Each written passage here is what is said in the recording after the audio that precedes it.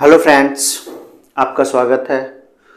आज का फिर एक अंक जो कि जीएस का एमसीक्यू है, 50 प्रश्नों का, ये लगातार सेट आपके लिए लाया जा रहा है, खास करके बिहार पुलिस को देखते हुए। हालांकि ये सेट जो है जीएस का, चाहे आप बिहार पुलिस की तैयारी कर रहे हो, बिहार दरोगा की तैयारी कर रहे हो, या फिर 69वीं बीपीएससी, चाहे आप किसी भी वनडे परीक्षा की तैयारी करते हो, तो उसके लिए ये बेहद फ़ायदेमंद है।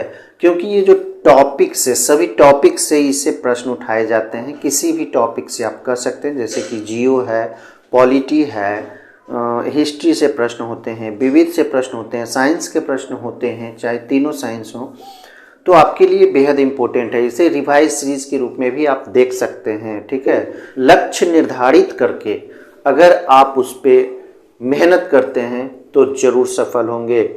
चाहे फिर आपका नशा वो वर्दी का ही क्यों ना हो, अगर आप नशा करते हैं तो वर्दी का कीजिए, मेहनत का कीजिए, सफल जरूर होंगे।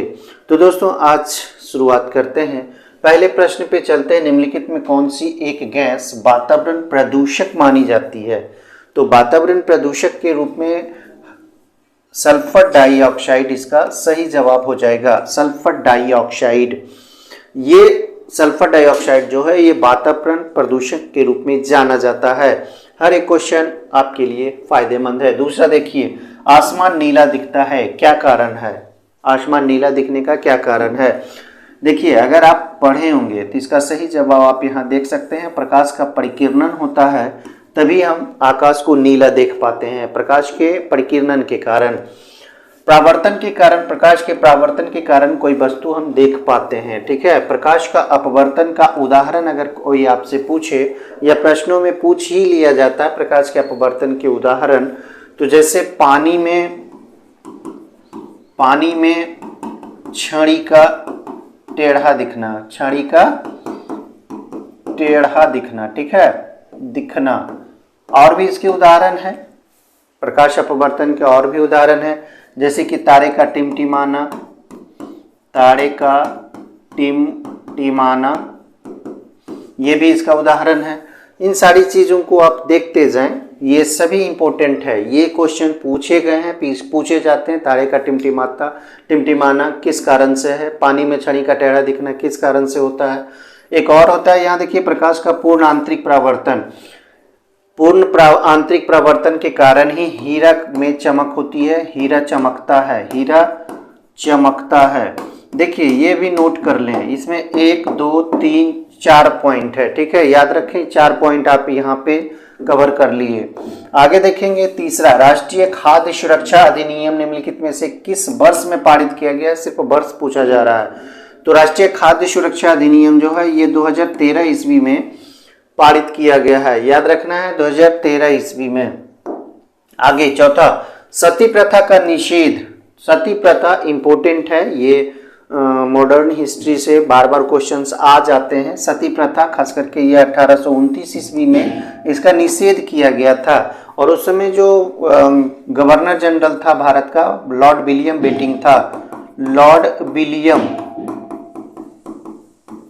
विलियम बेटिंग था, याद रखना है, लॉर्ड विलियम बेटिंग था। ठीक है, और इसी के सहयोग से, इसी के प्रयास से 1829 ईस्वी में सती प्रथा का निषेध किया गया। सती प्रथा की अगर हम बात कर लें तो सती प्रथा का सर्वप्रथम उल्लेख की बात करें, सर्वप्रथम उल्लेख कहाँ मिलता है? ये मिलता है एरन अभिलेख में। कहाँ मिलता है? एरन अभिलेख में। और यह अभिलेख कब खोजा गया था? 510 ईस्वी का ही ये अभिलेख है, एरन अभिलेख 510 ईस्वी का। भानुगुप्त, गुप्त वंश का शासक था भानुगुप्त, ठीक है, इसी का यह अभिलेख है, 510 ईस्वी में खोजा गया था, जिसमें सबसे पहले सती प्रथा का उल्लेख मिलता है। इसके अलावा सती प्रथा का उल्लेख लगभग कहीं नहीं मिलने का प्रमाण है। तो 1829 ईस्वी में लॉर्ड विलियम बेटिंग के प्रयास से, सहयोग से सती प्रथा का निषेध किया गया। आगे देखें पांचवा, हिंदुस्तान सोशलिस्ट रिपब्लिकन आर्मी का गठन किसने किया? हिंदुस्तान सोशलिस्ट रिपब्लिकन आर्मी की गठन की अगर हम चर्चा करें तो इसकी स्थापना जो हुई थी, स्थापना कब हुआ था? 1928 ईस्वी में। स्थापना कब हुआ था? 1928 ईस्वी में। और इसके संस्थापक सदस्य जो किस किए थे, इन्हें चंद्रशेखर आजाद के नाम से हम लोग जानते हैं। हालांकि भगत सिंह भी संस्थापक सदस्यों में से एक थे, लेकिन चंद्रशेखर आजाद मुख्य रूप से इनका नाम आता है। आगे देखें, चित्तौड़ का कीर्ति स्तंभ। चित्तौड़ कहाँ है? ये राजस्थान में है। कहाँ है? राजस्थान में है चित्तौड़, ठीक है। और ये कीर्ति स्तंभ बनाया गया था या जीत के उपलक्ष्य में बनाया गया था राणा कुंभा के द्वारा। किनके द्वारा? राणा कुंभा के द्वारा बनाया गया था लगभग 1448 ईस्वी में। याद रखना है इसको भी, 1448 ईस्वी में लगभग ये बनाया गया था कीर्ति स्तंभ। आगे देखेंगे 7वां, इनमें कौन पहाड़ गुजरात से दिल्ली तक विभिन्न रूप से फैला हुआ है? गुजरात से दिल्ली तक कौन ऐसा पहाड़ है? देखिए, सतपुरा पहाड़, ये मध्य भारत में है लगभग, तो ये दिल्ली तक नहीं पहुंचता है। विंध्याचल पर्वत भी मध्य भारत में ही है। अरावली की बात करें तो ये सही जवाब हो जाएगा। अरावली पर्वत जो है ये गुजरात से लेके दिल्ली तक फैला हुआ है। इसकी लंबाई की अगर हम बात कर लें तो 692 किलोमीटर का यह लंबाई है। 692 किलोमीटर अरावली पर्वत का है। और सर्वाधिक क्षेत्र अगर बात करें कहाँ है, तो इसका सर्वाधिक क्षेत्र जो है, सर्वाधिक क्षेत्र की अगर बात करें तो यह राजस्थान में है, ठीक है। राजस्थान में लगभग 80% भाग है। 80% भाग कहाँ है? राजस्थान में, क्योंकि राजस्थान बड़ा राज्य भी है क्षेत्रफल की दृष्टि से। तो अरावली हो गया जो कि 692 किलोमीटर तक लंबा है। ये गुजरात से दिल्ली तक की फैला हुआ है। 8वां देखिए, भारत पाक बगलिहार परियोजना निम्नलिखित नदियों में से किस एक पर है? अगर सतलज की यहाँ पे चर्चा कर लें तो सतलज पर विश्व का भारत का सबसे बड़ा बांध परियोजना है, ठीक है। सबसे बड़ा यहाँ पे देख लें, सबसे बड़ा कहाँ है? सतलज पर भाखरा नांगल है। भाखरा नांगल परियोजना है ये, ठीक है। झेलम नदी की अगर बात करें तो झेलम पर है तुलबुल परियोजना, ठीक है। तुलबुल परियोजना कहाँ है? झेलम पर है। ब्यास पर भी एक है, ब्यास परियोजना के नाम पर, ये भी याद रखना है। और इसका सही जवाब हो जाएगा भारत पाक बगलिहार परियोजना जो है वो चिनाब नदी पर है। आगे देखेंगे 9 नंबर, विधानसभा का सदस्य निर्वाचित हुए बिना कोई मंत्री किस समय तक पद पर बना रह सकता है? देखिए, विधानसभा सदस्य नहीं रहते हुए भी किसी को मंत्री, मुख्यमंत्री बनाया जा सकता है, चाहे वो लोकसभा में भी वैसा हो तो वैसी स्थिति में बन सकता है मंत्री। लेकिन तभी तक वो मंत्री बनेगा जब तक वह, यानी कि 6 माह के अंदर उसे सदस्यता हासिल करनी होगी, ठीक है। सदस्यता हासिल करनी होगी 6 माह के अंदर, तभी वो मंत्री पद पर बना रह सकता है। विधानसभा का अगर गठन की बात करें, विधानसभा का गठन की अगर हम बात करें तो यह अनुच्छेद कहाँ वर्णित मिलता है? अनुच्छेद 170 में वर्णित है, ठीक है। विधानसभा का गठन कहाँ वर्णित है? अनुच्छेद 170 में वर्णित है। विधानसभा का कार्यकाल कितना वर्ष होता है? कार्यकाल की अगर हम बात करें तो यह 5 वर्षों का होता है। कितने वर्षों का होता है? 5 वर्षों का होता है। लेकिन इसके पहले भी अगर बहुमत सिद्ध ना हो पाए या बहुमत में कोई दिक्कत हो तो सरकार गिर सकता है, यानी कि ये अस्थायित्व खत्म हो सकता है 5 वर्ष से पहले भी। आगे देखेंगे, पनीर बनाने में किस किण्वन का प्रयोग किया जाता है? किण्वक यहाँ लिख दिया गया है, रेनिन इसका सही जवाब हो जाएगा। आगे देखेंगे 12, निम्न धातु में से कौन प्रकृति में मुक्तावस्था में पाई जाती है? मुक्तावस्था यानी कि स्वतंत्र अवस्था में पाई जाती है, तो यह सोना है, सोना धातु है जो कि मुक्तावस्था में पाया जाने वाला धातु है। ट्रेकोमा किस अंग का रोग है? ट्रेकोमा बीमारी जो होता है यह संक्रामक बीमारी होता है और यह आंख में फैलता है, ठीक है। संक्रामक बीमारी है और यह आंख में फैलता है, संक्रामक डिजीज है, ध्यान देना है इस चीज को। अमीर खुसरो की शासक के दरबारी कबीर थे। अमीर खुसरो को देख लें। अमीर खुसरो का जन्म की अगर हम बात करें तो एटा में इसका जन्म हुआ था। एटा में क्या हुआ था? जन्म हुआ था। अगर हम अमीर खुसरो की बात कर लें, अमीर खुसरो को बोला जाता है तूतीय हिंद, तूतीय हिंद के नाम से भी बोला जाता है। एंड तूतीय हिंद मतलब तोता, भारत का तोता के नाम से भी जाना जाता है।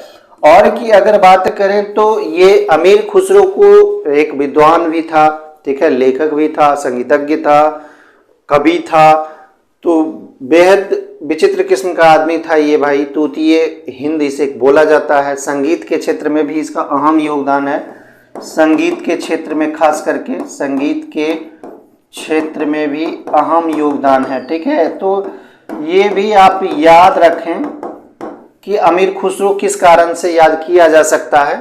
तो ये अलाउद्दीन खिलजी हो जाएगा। दरबारी कवि किसका था? ये अलाउद्दीन खिलजी का था। हालांकि अलाउद्दीन खिलजी से भी यह पहले दरबारी रह चुका है, बाद में देखेंगे इस चीज को। अंग्रेजों ने पहला व्यापार केंद्र, ये बहुत आसान है, आप जानते होंगे अगर आप तैयारी किए होंगे तो। अंग्रेजों ने पहला व्यापार केंद्र सबसे पहले कहाँ खोला था? सूरत में खोला था। और कंपनी का क्या नाम था? कंपनी का नाम बताइए, ठीक है, कंपनी का नाम बताइए जल्दी से। तो कंपनी का नाम था east India company, east India company. और यही कंपनी भारत पर शासन किया था, यही कंपनी भारत में शासन किया था 200 वर्षों तक, 200 से ज़्यादा 250 वर्षों तक। तो कंपनी का नाम था ईस्ट इंडिया कंपनी, ठीक है। और इसकी स्थापना की अगर हम चर्चा कर लें, तो 1908 ईस्वी में इसकी स्थापना की गई थी, ठीक है। तो अंग्रेजों द्वारा पहला जो केंद्र स्थापित किया गया था व्यापार के लिए, ईस्ट इंडिया कंपनी, वो 1908 ईस्वी में सूरत में किया गया था, ठीक है। अब 16 नंबर सवाल यहाँ पे देख लेंगे। देखिए 1857 में बैरकपुर में जो अंग्रेजों के विरुद्ध विद्रोह हुआ था, वो उसकी शुरुआत किसने की थी? क्वेश्चन में ढेर सारा क्वेश्चन है। 1857 में कहाँ विद्रोह हुआ था? तो बैरकपुर में। बैरकपुर में जो विद्रोह किया था वो किसने किया था? तो इसका तो सही जवाब हो जाएगा मंगल पांडे। और ये जो मंगल पांडे जो सिपाही थे वो किस कह सकते हैं इन्फेंट्री के थे, ठीक है। तो ये 34वीं के थे, 34वीं बटालियन कह सकते हैं, इन्फेंट्री कह सकते हैं, नेटिव इन्फेंट्री, इन्फेंट्री इसको बोला जाता है, इन्फेंट्री बोला जाता है, ठीक है। इसके ये सिपाही थे। मंगल पांडे की बात कर रहे हैं। अगर 1857 में सबसे पहली क्रांति की अगर बात करें तो बैरकपुर नहीं होगा, ये भी ध्यान आपको देना है। 10 मई को सबसे पहला ये क्रांति हुई थी, 10 मई 1857 ईस्वी को सबसे पहला क्रांति, यहाँ पे लिख देते हैं पहला क्रांति, ठीक है। 1857 का पहला क्रांति 10 मई 1857 ईस्वी को हुआ था और मेरठ के छावनी में हुआ था, मेरठ के छावनी में हुआ था। सिपाही विद्रोह ही हुआ था और वह 20वीं इन्फेंट्री का सिपाही था। कहाँ क्या था? 20वीं इन्फेंट्री का सिपाही था। तो ये सारी चीजों को भी आप नोट कर ले, एक एक चीज आपके लिए महत्वपूर्ण है। मंगल पांडे किस इन्फेंट्री का सिपाही था? तो ये 34वीं का था, याद रखना है। और सबसे पहला जो क्रांति हुआ था वो किस तारीख को हुआ था? तो 10 मई को हुआ था। और वो कहाँ हुआ था सबसे पहले? तो मेरठ में हुआ था और 20वीं इन्फेंट्री के सिपाही ने ऐसा किया था। अगर 1857 का प्रतीक चिन्ह की अगर बात करें, प्रतीक चिन्ह की अगर बात करें, प्रतीक चिन्ह तो कमल और रोटी था। क्या था? कमल और रोटी, कमल और रोटी। एक चीज और आपको बताना है, आप बताइए कि 1857 की क्रांति को सबसे पहला स्वतंत्रता की क्रांति से नवाजा है, कहा है, लिखा है किसने? बीडी सावरकर ने। इसे भी आप याद रखें। 17 देखें, अलीगढ़ मुस्लिम विश्वविद्यालय के संस्थापक कौन थे? अलीगढ़ मुस्लिम विश्वविद्यालय अलीगढ़ में है और इसकी स्थापना सर सैयद अहमद खान के द्वारा की गई है। हालांकि यह जब स्थापित किया गया था तो सन क्या था? 1875 ईस्वी। सन क्या था? 1875 ईस्वी में इसकी स्थापना की गई है। हालांकि ये जो अलीगढ़ मुस्लिम विश्वविद्यालय की स्थापना की हम बात कर रहे हैं, स्थापना की हम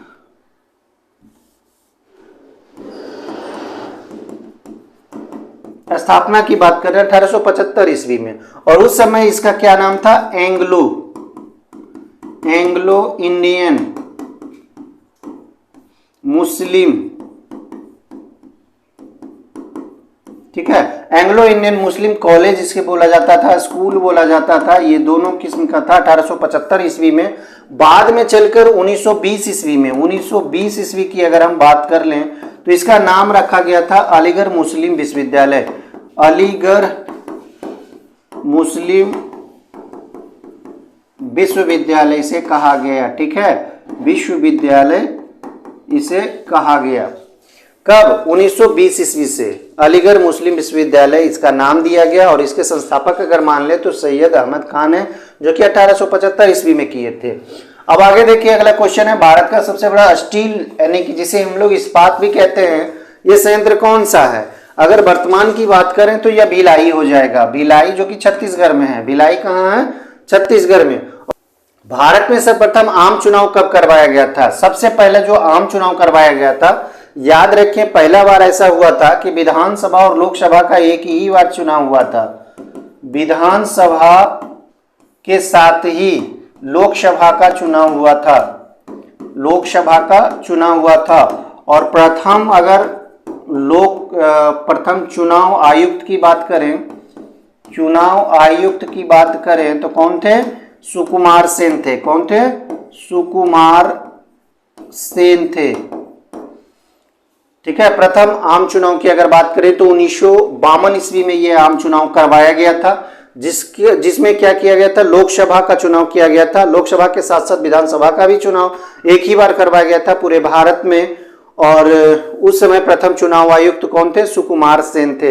तो सारे इंपॉर्टेंट प्रश्न हैं, इसे देखते जाएं। आगे देखेंगे, किस स्थान से प्रसिद्ध कांस्य नर्तकी प्राप्त हुई है? ये सिंधु घाटी सभ्यता की चर्चा है यहाँ पे। तो कांस्य, ये जो कांस्य नर्तकी प्राप्त हुई है, नाचती हुई एक कांस्य की मूर्ति प्राप्त हुई है, ये प्राप्त हुई है मोहनजोदड़ो से। कहां से प्राप्त हुई है? मोहनजोदड़ो से। मोहनजोदड़ो कहाँ स्थित है? ये सिंधु नदी के किनारे है, सिंधु नदी के किनारे, सिंधु नदी के किनारे स्थित है। कहाँ? पाकिस्तान में, पाकिस्तान में ये मोहनजोदड़ो चला गया है। हड़प्पा की बात करें तो ये भी सिंधु नदी के किनारे ही है, ये भी क्या है? सिंधु नदी के किनारे ही है, ध्यान देना है। ये भी सिंधु नदी के किनारे स्थित है और पाकिस्तान में भी है। ठीक है। और सबसे बड़ा स्थल ये है। लोथल की बात कर लें और कालीबंगा की बात कर लें, दोनों भारत में है। दोनों कहाँ हैं? भारत में। लोथल की अगर हम चर्चा कर लें तो लोथल भोगवा नदी के किनारे है, भोगवा नदी के किनारे है, जो कि गुजरात में है, गुजरात में, गुजरात में है। ठीक है। भोगवा नदी के किनारे गुजरात में है और बंदरगाह के रूप में लोथल का प्रयोग किया जाता है। तो ये भी क्वेश्चन पूछ लिए जाते हैं, बंदरगाह के रूप में प्रयोग किया जाता था लोथल का। कालीबंगा की बात करें तो यह राजस्थान में है। कहाँ है? राजस्थान में है कालीबंगा। इसे क्या क्या प्राप्त हुआ था आप बताइए? इसे हम करवा चुके हैं। तो राजस्थान से क्या क्या मिला था? काली चूड़ी का अवशेष मिला था। ठीक है। जुता हुआ खेत का साक्ष्य मिला था, जुता हुआ खेत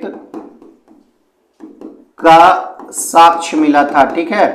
तो ये भी इंपॉर्टेंट है, कालीबंगा, लोथल, मोहनजोदड़ो, हड़प्पा। हालांकि क्वेश्चंस लोथल से, कालीबंगा से सबसे ज्यादा आते हैं, मोहनजोदड़ो से आते हैं।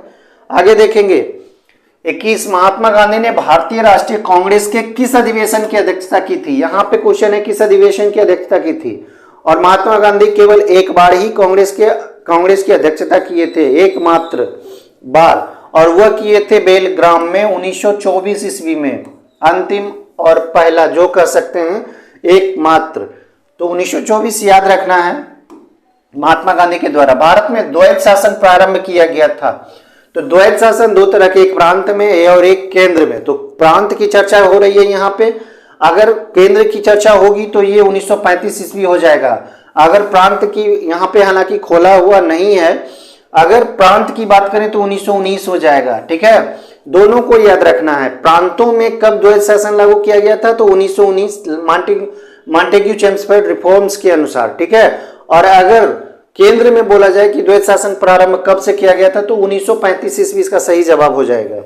अब देखिए, एक एक करके सभी को थोड़ा सा देख लें। लॉर्ड मिंटो रिफॉर्म्स की अगर बात करें, इसका सही जवाब की बात करें तो ये सी हो जाएगा। अब एक एक करके सभी को देख लें। मार्ले मिंटो रिफॉर्म्स 1909 ईस्वी में जो आया था। ठीक है। ये मार्ले जो थे ये भारत के सचिव थे, मिंटो जो थे, याद रखना है, इसको हमेशा याद रखें, इसको याद रखना है। मिंटो जो थे वो क्या थे? लॉर्ड मिंटो, ये भारत के गवर्नर थे। ठीक है। 1909 ईस्वी में जो आया था ये क्या था? पृथक निर्वाचन से संबंधित है।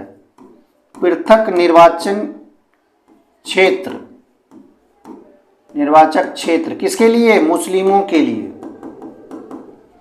मुस्लिमों के लिए। याद रखना है, पृथक निर्वाचक क्षेत्र की स्थापना की गई थी पार्लियामेंटो रिफॉर्म्स 1909 के द्वारा।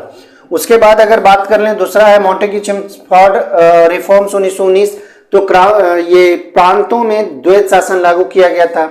इसके अलावे भी सबसे पहले महिला को मत देने का अधिकार मिला था। महिला को मत देने का अधिकार भी इसी से मिला था, 1919 ईस्वी से ही। पहले मत देने का अधिकार नहीं था, लेकिन बाद में 1919 ईस्वी से ही महिला को मत देने का अधिकार दिया गया। लोक सेवा आयोग की स्थापना की गई इसके द्वारा, लोक सेवा आयोग की स्थापना। तो ये सभी पॉइंट आपको याद करने हैं। साइमन कमीशन 1928 ईस्वी, ये फरवरी 1928 ईस्वी में भारत आया था साइमन कमीशन, और इसके विरोध में लाला लाजपत राय की मृत्यु हुई थी। ये भी याद करना है कि लाला लाजपत राय की मृत्यु किसके विरोध के कारण हुआ था, किसके विरोध करने पर लाठी लगा था और इनकी मृत्यु हुई थी, तो साइमन कमीशन 1928 हो जाएगा। गवर्नमेंट इंडिया एक्ट की अगर बात कर ले 1935 की, तो इसके द्वारा ही सबसे पहले सुप्रीम कोर्ट यानी कि उच्चतम न्यायालय की स्थापना की गई। उच्चतम न्यायालय की स्थापना की गई। केंद्र में द्वैध प्रणाली, केंद्र में द्वैध शासन व्यवस्था किया गया, ठीक है। और रिजर्व बैंक की भी स्थापना इसी के द्वारा की गई थी, रिजर्व बैंक आरबीआई की स्थापना की गई थी। तो गवर्नमेंट ऑफ इंडिया एक्ट 1935 ईस्वी से हमारा जो संविधान है उत्प्रेरित है। ढेर सारे यहाँ से अनुच्छेद लिए गए हैं, भाग लिए गए हैं। 1935 ईस्वी को फॉलो किया गया है, बेस माना गया है। गवर्नमेंट ऑफ इंडिया एक्ट 1935 बहुत महत्वपूर्ण है भारत के लिए भी। अब आगे देखिए 23 नंबर, महान संगीतज्ञ तानसेन किसके दरबार में था? सिर्फ ये क्वेश्चन है, किसके दरबार में था ये क्वेश्चन है, तो अकबर संगीतज्ञ था, अकबर के दरबार में रहता था। और इसका ओरिजिनल नेम कह सकते हैं तो रामतनु पांडे था, रामतनु पांडे, ठीक है। इसका नाम क्या था? रामतनु पांडे था अकबर का, सॉरी तानसेन का। कितने देशांतरों में पृथ्वी बटी हुई है? देखिए ग्लोब में देशांतर और अंशांश को उकेरित किया गया है, ध्यान देना है। तो देशांतरों में कितने देशांतर में पूछ रहा है? तो 360 देशांतरों की संख्या कितनी है? 360। अगर अंशांश की बात कर लें तो कितने हैं? अंशांश की बात कर ले तो कितने हैं? 180। इसे भी याद करें आप। आगे देखें, किस वर्ष में सूचना का अधिकार अधिनियम प्रभावी हुआ था? कब यह लाया गया था, पारित हुआ था? तो ये 2005 ईस्वी में सूचना का अधिकार अधिनियम, इसे भी याद रखें। इंपोर्टेंट प्रश्न है, निम्न में कौन मौलिक अधिकारों की संरक्षक है? मौलिक अधिकार जो भाग 3 में दिया गया है, कहाँ वर्णित है? संविधान के भाग 3 में वर्णित है। अनुच्छेद की अगर हम यहाँ पे बात कर लें तो 12 से लेके 35 तक यह अनुच्छेद में वर्णित है। अगर चर्चा कर ले मौलिक अधिकारों की, तो कितने प्रकार के मौलिक अधिकार हैं? 6 प्रकार के मौलिक अधिकार हैं। 6 प्रकार के मौलिक अधिकार हैं। 6 प्रकार कौन कौन है? जैसे कि समानता का अधिकार हो गया, जो कि अनुच्छेद 14 से, इसे भी अगर आप चाहें तो नोट कर देते हैं। समानता का अधिकार, समानता का अधिकार ये कहां से कहां तक है? 14 से 18 अनुच्छेद में वर्णित है। उसके बाद है स्वतंत्रता का अधिकार, स्वतंत्रता का अधिकार ये कहां से वर्णित है? 19 से लेकर 22 तक। शोषण के विरुद्ध अधिकार, शोषण के विरुद्ध अधिकार ये क्या है? 23 और 24 में वर्णित है। उसके बाद धार्मिक स्वतंत्रता का अधिकार हो जाता है। धार्मिक स्वतंत्रता का अधिकार, स्वतंत्रता का अधिकार ये कहाँ है? ये 25 से लेके 28, ठीक है, 25 से लेके 28 अनुच्छेद में वर्णित है। उसके बाद आता है सांस्कृतिक शिक्षा का अधिकार, सांस्कृतिक और शिक्षा का अधिकार ये कहाँ आता है, वर्णित कहाँ है? ये 29 और 30 में वर्णित है, 29 और 30 में वर्णित है। और एक और आता है लास्ट में संवैधानिक उपचारों का अधिकार, संवैधानिक उपचारों का अधिकार, उपचारों का अधिकार ये कहाँ वर्णित है? ये अनुच्छेद 32 में वर्णित है। तो ये 6 प्रकार के आपको मौलिक अधिकार दिए गए हैं। 5 प्रकार के मेनली रूप से होते हैं, जिसे सुरक्षित करने के लिए, अपनाने के लिए ये संवैधानिक उपचारों का अधिकार छठे रूप में दिया गया है, जो कि अनुच्छेद 32 में वर्णित है। और संरक्षक की बात करें तो ये न्यायपालिका है, जो कि संरक्षण कर सकते हैं, चाहे उच्चतम न्यायालय हो, उच्च न्यायालय हो। तो ये सारी प्रक्रियाओं को, सारी चीज़ों को समझना होगा। आगे देखें, निम्नलिखित में किस प्रकार से भारत की नागरिकता प्राप्त की जा सकती है? तो भारत की नागरिकता की हम चर्चा कर चुके हैं। ये दो में वर्णित है, भाग 2 में वर्णित है भारत की नागरिकता। और यह अनुच्छेद कहां से कहां तक है? अनुच्छेद 5 से लेके 11 तक में वर्णित है। इसे भी याद करें, भारत की नागरिकता भाग 2 में है, अनुच्छेद 5 से 11 में वर्णित है। और भारत की नागरिकता से संबंधित पहला जो कानून आया था, पहला कानून की अगर बात करें तो 1955 ईस्वी में ये आया था। तो जन्म से भी नागरिकता मिलती है, वंशानुक्रम से भी नागरिकता मिलती है, और देशीयकरण से भी नागरिकता मिलती है। यानी कि ये चारों सही जवाब हो जाएगा। देशीयकरण से यानी कि रहने से, लगातार रहने से। संविधान का सामाजिक न्याय दर्शन, तो सामाजिक न्याय दर्शन की अगर बात कर लें, अगर बात आए तो सबसे पहले चल जाए सीधे राज्य के नीति निर्देशक सिद्धांत में। इसका वर्णन आपको भाग 4 में मिलेंगे, ठीक है। और अगर अनुच्छेद की बात कर लें तो अनुच्छेद कहाँ 36 से लेके 51 तक में यह वर्णित है। और ये जो सामाजिक न्याय की चर्चा हो रही है, ये अनुच्छेद 38 में वर्णित है, याद रखना है इसको भी, ठीक है। सामाजिक न्याय दर्शन कहाँ निहित है? निर्देशिक तत्वों में, राज्य के नीति निर्देशक तत्वों में। किसकी कमी से क्वाशरकोर नामक बीमारी होती है? क्वाशरकोर ये बीमारी विटामिन, प्रोटीन, पोषक तत्व, या फिर कह सकते हैं बैक्टीरिया जनित बीमारी, उसके बाद कह सकते हैं वायरस जनित बीमारी, प्रोटोजोआ से होने वाली बीमारी। ये सारी चीज़ों को याद करें। बायोलॉजी से ज़्यादातर प्रश्न इन्हीं सभी टॉपिक से आते हैं। तो क्वाशरकोर जो बीमारी होती है, ये प्रोटीन की कमी से होती है, ठीक है। क्वाशरकोर बीमारी खाद्य पदार्थों में अगर प्रोटीन की कमी हो तो होती है, याद रखना है। संविधान के किस संशोधन के द्वारा निजी संपत्ति का अधिकार, जो कि मौलिक अधिकार पहले था, उस सूची से निकाल दिया गया है? पहले जो मौलिक अधिकार दिए गए थे वो कितने प्रकार के थे? पहले जो मौलिक अधिकार दिए गए थे ये 7 प्रकार के थे, ठीक है, 7 प्रकार के। उसमें से एक था निजी संपत्ति का अधिकार, जिसे 1978 ईस्वी में समाप्त कर दिया गया। 1978 ईस्वी में इसे समाप्त कर दिया गया और इसे कानूनी अधिकार दे दिया गया। तो निजी संपत्ति का अधिकार मौलिक अधिकारों की सूची से कब निकाला गया? तो वो संविधान संशोधन था, 44वां संविधान संशोधन, जो कि कब हुआ था? अगर बात कर लें सन की तो यह 1978 ईस्वी में हुआ था। और इसके तहत अनुच्छेद 31 में जो वर्णित था, ये अनुच्छेद पहले किस में वर्णित था?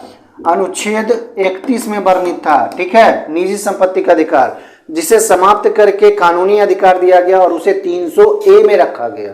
ये भी आप याद रखें। विश्व पर्यटन दिवस की चर्चा हो रही है, तो विश्व पर्यटन दिवस किस तारीख को मनाया जाता है? 27 सितंबर, 27 सितंबर। आगे, किसी तत्व का परमाणु क्रमांक किसकी संख्या को दर्शाता है? परमाणु क्रमांक मतलब प्रोटॉन की संख्या। परमाणु क्रमांक की अगर चर्चा करें तो वो प्रोटॉन की संख्या होती है, ठीक है। और अगर द्रव्यमान संख्या पूछा जाए, द्रव्यमान, बताइए द्रव्यमान कैसे आप निकालेंगे? तब ये हो जाएगा न्यूट्रॉन संख्या और प्रोटॉन संख्या को क्या कर देंगे? जोड़ देंगे। न्यूट्रॉन और प्रोटॉन का योग द्रव्यमान कहलाता है, द्रव्यमान संख्या। क्लोरोफिल में कौन सा तत्व पाया जाता है? तो ये तत्व पाया जाता है मैग्नीशियम। क्लोरोफिल में मैग्नीशियम बहुआयत पाया जाता है। आगे देखें 34 नंबर, वायु प्रदूषण का सूचक। तो वायु प्रदूषण का सूचक जैसे ही क्वेश्चन आए तो लाइकेन को मारना है। लाइकेन का निर्माण कैसे होता है? पढ़े होंगे आप, कवक और शैवाल के द्वारा यह निर्मित होते हैं। लाइकेन किन किन चीजों से बने होते हैं? कवक और शैवाल से। आगे, किस कारण से समुद्र का नीलापन होता है? क्वेश्चन को दोहराया गया है, लगता है प्रकाश परिकिरण के कारण ऐसा संभव होता है। प्रकाश का परिकिरण के कारण समुद्र का नीलापन दिखता है। आगे देखें 36, संविधान के अनुसार राज्यसभा का कार्यकाल होता है। राज्यसभा का कार्यकाल जो होता है यह समाप्त होने का विषय नहीं है। यह अस्थाई सदन होता है, इसे याद रखना है। ये क्या होता है, राज्यसभा जो होता है, राज्यसभा को अस्थाई सदन बोला जाता है, अस्थाई सदन बोला जाता है। अस्थाई सदन कहने का मतलब है इसका विघटन नहीं होता है, ठीक है, इसका विघटन नहीं होता है, तो अस्थाई सदन हो गया। इसे उच्च सदन के नाम से भी जाना जाता है, उच्च सदन के नाम से भी जाना जाता है। तो इसका विघटन नहीं किया जा सकता, यानी कि समाप्त नहीं हो सकता है। और अगर राज्यसभा के सदस्य का कार्यकाल की अगर चर्चा करें, सदस्य की अगर हम बात करें, राज्यसभा की नहीं, राज्यसभा सदस्य की अगर हम चर्चा करें तो यह कितने वर्ष तक होता है, 6 वर्ष तक होता है। राज्यसभा के सदस्य का जो कार्यकाल होता है ये कितने वर्ष का होता है, 6 वर्ष का कार्यकाल होता है, ठीक है। और हमेशा याद रखें 1/3 यानी कि 1/3 जो होता है वो राज्यसभा का सदस्य का कार्यकाल समाप्त किया जाता है हर 2 वर्षों पर, हर 2 वर्षों पर समाप्त किया जाता है। 1/3 जैसे मान के चले कि अगर 250 है तो उसका 1/3 जो होगा हर 2 वर्ष में वो चेंज होते चल जाएगा, याद रखना है इस चीज को। आगे देखेंगे 37, राष्ट्रपति एवं उपराष्ट्रपति का अगर पद खाली हो तो भारत के राष्ट्रपति के पद पर कौन हो सकता है। अगर राष्ट्रपति का पद भी खाली है तब तो उपराष्ट्रपति होगा, अगर दोनों का पद खाली हो तो राष्ट्रपति का पद कौन संभालेगा, तो वह है भारत का मुख्य न्यायाधीश। भारत का मुख्य न्यायाधीश है जो कि राष्ट्रपति का पद संभालेगा, क्योंकि राष्ट्रपति और उपराष्ट्रपति का जो पद होता है वो संवैधानिक पद होता है। आगे 38, सबसे खराब वायु प्रदूषण उत्पन्न करने वाला पदार्थ, ये कार्बन, वायु प्रदूषण उत्पन्न करने वाला बोला जा रहा है तो कार्बन मोनोऑक्साइड हो जाएगा, ठीक है। अगर प्रदूषक की बात कर लेंगे तो सल्फर डाइऑक्साइड हो जाएगा, लेकिन खराब वायु प्रदूषण उत्पन्न करने वाला है तो ये कार्बन मोनोऑक्साइड CO हो जाएगा, ठीक है, इसे याद रखें। प्रार्थना समाज का गठन किसने किया था, प्रार्थना समाज का गठन 1867 ईस्वी में किया गया था, 1867 ईस्वी में किया गया था। किसके द्वारा, आत्माराम पांडुरंग के द्वारा, ठीक है, आत्माराम पांडुरंग के द्वारा प्रार्थना समाज की स्थापना 1867 ईस्वी में किया गया था। कहाँ, बम्बई में, बम्बई उस समय का और इस समय का मुंबई। बम्बई उस समय का था, ये राज्य था जो कि महाराष्ट्र और गुजरात एक था पहले, जिसे 1960 ईस्वी में अलग किया गया। सुंदरबन के जंगल को क्या कहते हैं, देखिए आसान है, ये मैंग्रोव जंगल के नाम से जाना जाता है, मैंग्रोव। सुंदरबन के जंगल को मैंग्रोव जंगल कहा जाता है। आज का 41 नंबर सवाल, सर्वग्राही कौन सा रुधिर वर्ग का होता है। देखिए रुधिर वर्ग 4 प्रकार के होते हैं, ए है, बी है, ओ है, ए बी है। इसको सर्वग्राही है, ये सर्वदाता के नाम से जाना जाता है, यानी कि किसी को भी ये अपना ब्लड दे सकता है, दान कर सकता है।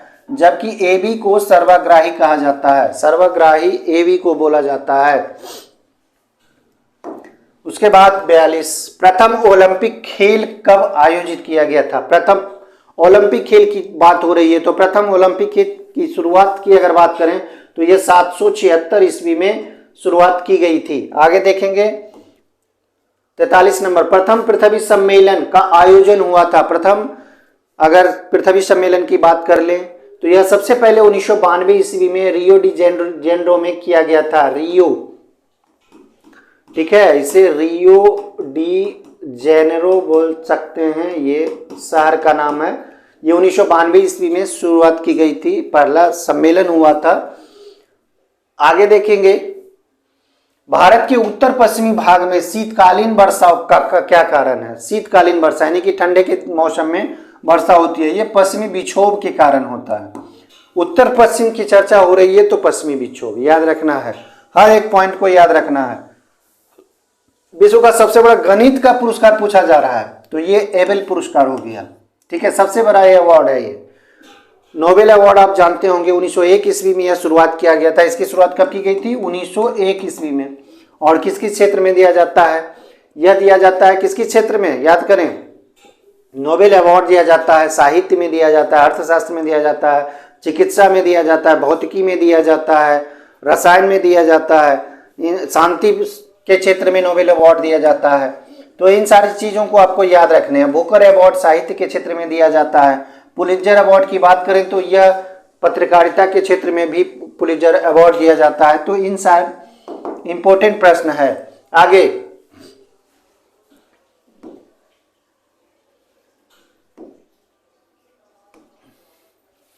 सतलज, चिनाब और रावी किसकी सहायक नदियां हैं? सतलज, चिनाब, रावी, ये तीनों नदियां जो है ये सिंधु का सहायक नदी है। सिंधु कुछ भाग भारत में बहती है और बाकी क्या बहती है? पाकिस्तान में बहती है। सिंधु जल समझौता भारत पाकिस्तान के बीच में हुआ था, ये भी याद रखना है। सिंधु जल समझौता, सिंधु जल समझौता ये इंपॉर्टेंट है, ये बार बार परीक्षाओं में पूछे जाते हैं। ये भारत और पाकिस्तान के बीच में हुआ था, भारत और पाकिस्तान के बीच में हुआ था, ठीक है। भारत और पाकिस्तान के बीच में ये समझौता हुआ था, याद रखना है। ये दक्षिण भारत की नदी है, गंगा मध्य भारत की है, ब्रह्मपुत्र जो है पूर्वोत्तर भारत की नदी है। ब्रह्मपुत्र कहाँ से निकलता है? मानसरोवर, यानी कि ये तिब्बत से निकलता है, चीन से होते हुए भारत में प्रवेश करता है, अरुणाचल प्रदेश में ब्रह्मपुत्र, ठीक है। ब्रह्मपुत्र बहुत अपवाह के क्षेत्र की दृष्टि से अगर कहें तो ब्रह्मपुत्र भारत की सबसे बड़ी नदी है और इसमें सबसे बड़ा द्वीप भी है, माजुली द्वीप, याद रखना है।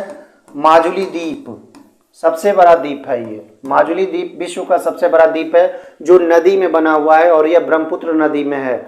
इसे भी याद रखना है, विश्व का सबसे बड़ा द्वीप, विश्व का सबसे बड़ा द्वीप,